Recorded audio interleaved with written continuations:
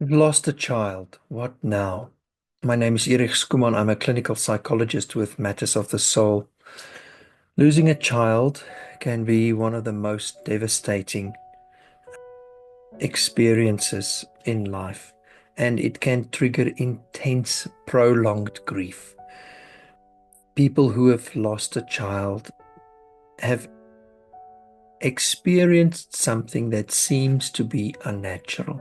It goes against that natural order of parents usually dying before children, but now the child has died before the parent, and it disrupts your life, and it can be a profound shock and leave you with disbelief.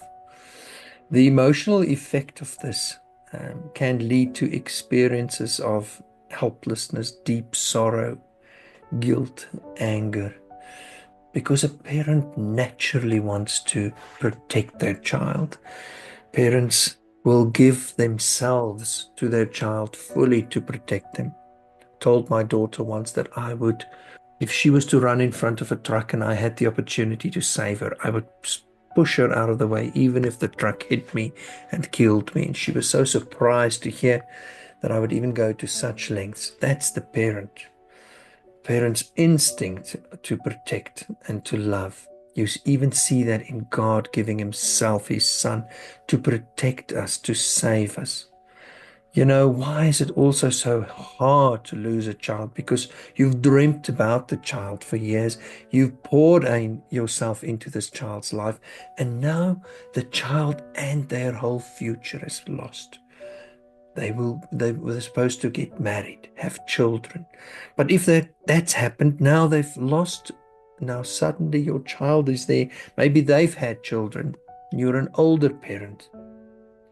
Your son, as a parent, if you lose your child, you lose a part of yourself. It's like when you lose a spouse, you do that too. You lose a part of your own identity. It's almost like it can leave some purpose that is lost because now you're a parent, but you've lost a part of your purpose. And it can lead to a lot of confusion and your life now. Now, what now? What's my role now? And the grieving usually is intense. Um, and it takes time. One cannot expect you to just grieve with 6 months or 1 year. Now you get on with life. No, grieving works in waves, ebbs and flows. You might be okay one day and in the depths of despair, and tomorrow you'll be angry, and then you'll be. So, seeing Kubler-Ross's pattern isn't the way we see it. No, we say there's a pattern of grief. Some people are more emotional, other more task-oriented, some more logical, some more intuitive, more instrumental, some more in their feelings. Some express grief, some through talking, and some more through thinking and quiet. Some want to go out and do things, others want to stay and isolate. And what we see is that it involves a lot of stress. So losing a child really involves a lot of stress in your mind, in your feelings. It's hard. I cannot even imagine how hard it must be. As a parent myself, I can just think and put myself in your shoes and think that this must be devastating. It would literally rip my heart out. It leaves you with a lot of spiritual questions as well. How can this happen? How could God have allowed this? Why give me the child and then take it away? We could be left with all kinds of questions like that. And it sometimes it could even turn your life so much around that it has thrown some people into clinical depression and anxiety and despair. Is there hope? For sure, there's hope. Some people have lived through this and they've come out on the other side and they're able to encourage people. There are counseling programs, there are therapy processes, and there are support groups that can help. Churches, pastors, pastoral counseling, clinical therapists, these people can help.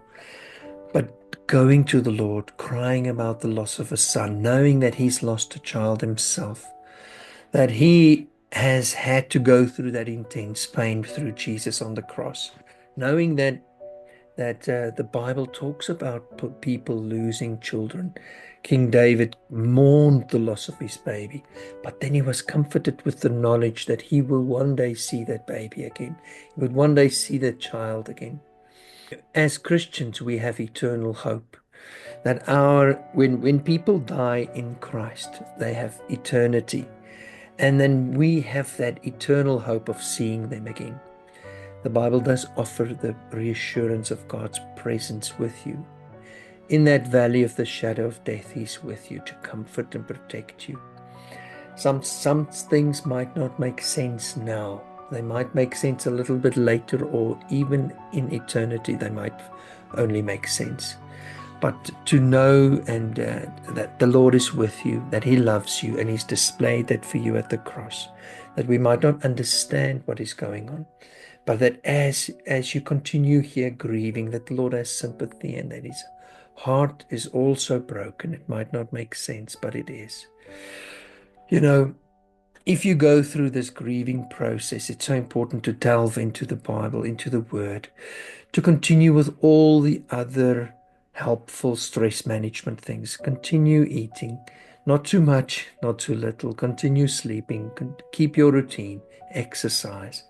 Try to do the pleasant things of life, even though you don't feel like it. Eventually, your feelings in your life will start to resurface. It's not easy now. It might seem extremely dark, but the sun will rise and it will give way. The Lord is with you, even though there's tears in the night. In the morning, there will be some more joy. Um, we have seasons of grieving and seasons of joy. Even, my own grandmother buried 5 of her children. I think 6 now, 6 of her children. She buried so many of her children before she passed on. And it was devastating to her. But if you know that Christ is there for you, and if you can remember your children and keep something special of them with you, and pour out your heart to the Lord, know that the Lord is with you.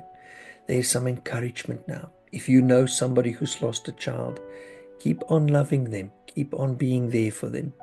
Keep on praying for them. Try not to fix them and tell them how to feel, but just give them understanding, and just be there for them. Try to do practical things for them. Eventually, things change. Initially, it might seem like life is meaningless and you just want to get out of life, but know that you will find ways to heal, and you can always honor your child and remember them. Um, and that even though God does not feel close, He is close because He's faithful and He is kind and He is love. So try to find meaning in your life, even though it doesn't seem like it. Eventually, you will get to a place where you will be able to encourage others.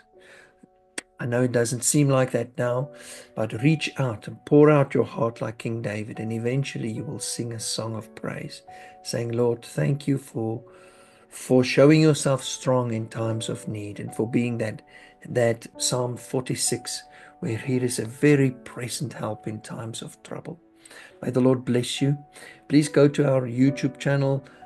If you're not on there, go to Facebook and follow us there, or our website, mattersofthesoul.org. There's longer videos on living with loss and learning how to adapt and live fully again, even after you've experienced such devastating things. May the Lord bless you and help you through this difficult time. Keep well.